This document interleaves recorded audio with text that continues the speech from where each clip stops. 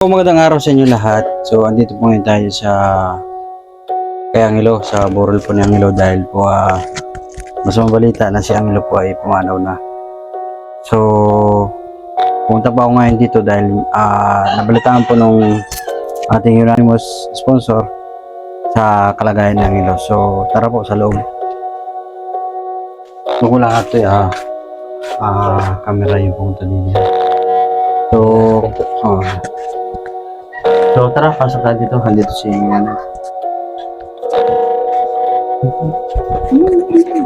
So, ayun, Nanay Erika, kamusta po si Angelo?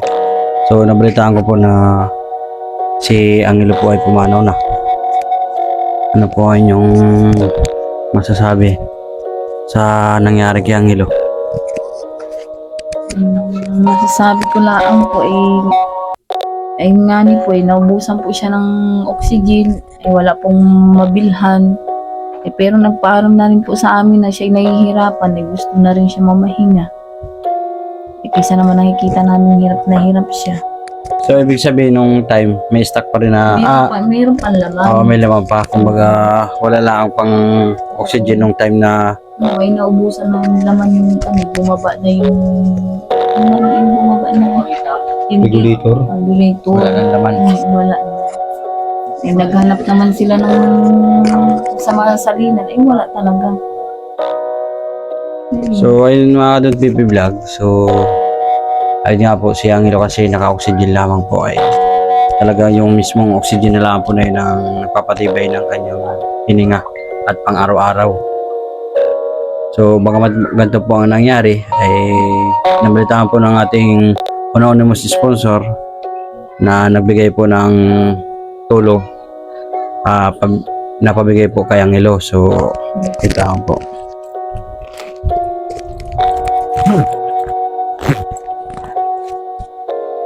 So, Erika, itong binigay na tulong ni Ma'am anonymous sponsor na matagal natin kasama-sama. So, kanina nag-message po sa akin siya kaninang umaga na kung anong nangyari. So, yung paliwanag mo ay di makakita naman niya mamaya. So, niliwanag ba?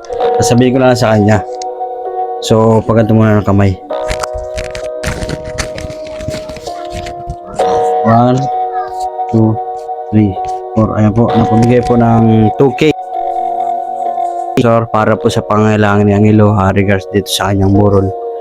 So, nagpapasalamat po ako sa lahat ng mga tumulong noon pa man kay Angelo, sa mga walang sawang pong pagsuporta, at sa mga viewers po ni Angelo, at siyempre po sa mga lahat ng kasama-sama natin sa pag-vlog noon pa, sa kanyang mga karamdaman nung mga panahon na siya ay hirap na hirap, at hanggang sa pagpapagamot po natin sa Maria Estrella at sa ospital, sa lahat po ng mga tumulong. At siyempre po kay Renz Vlog, nagpapasalamat din po ako sa kanya nang dahil din po sa kanya dahil marami pong naitulong si Renz Vlog sa kay Angelo rin.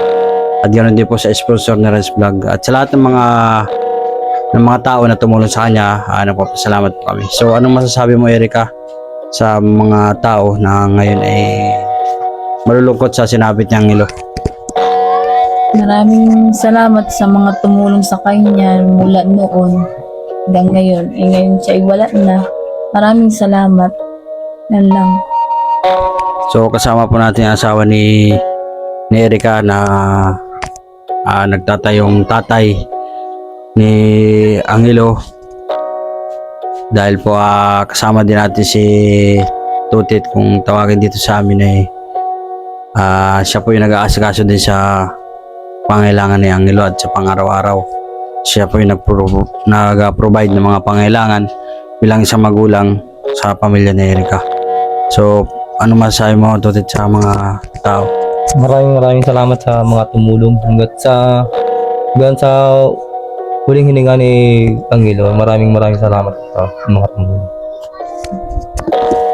So, bagamat mo na si Angelo po ay nagsabi na umahinga na daw po siya, kaya matagal ko na po sinabi kay Angelo nung nabubuhay pa siya na hanggat nandito kami, handa kami tulungan siya sa kanyang pangangailangan.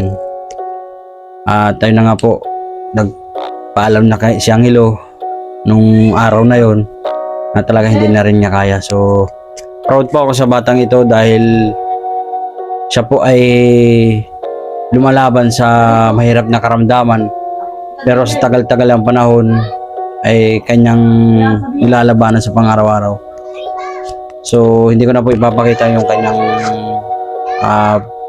kutsura sa video dahil siyempre po, kumbaga po, kahit siya ay nakahiga na ngayon ay maraming siguro kung i-interview ko si Angelo ngayon dun sa paliwanag niya ay naisip ko ulit yung mga bagay na sinasabi niya lagi niya sa akin na kaya Don Pipoy, baka may meron kang ganito, bakit ganito, pag di na po kinapasyal dito.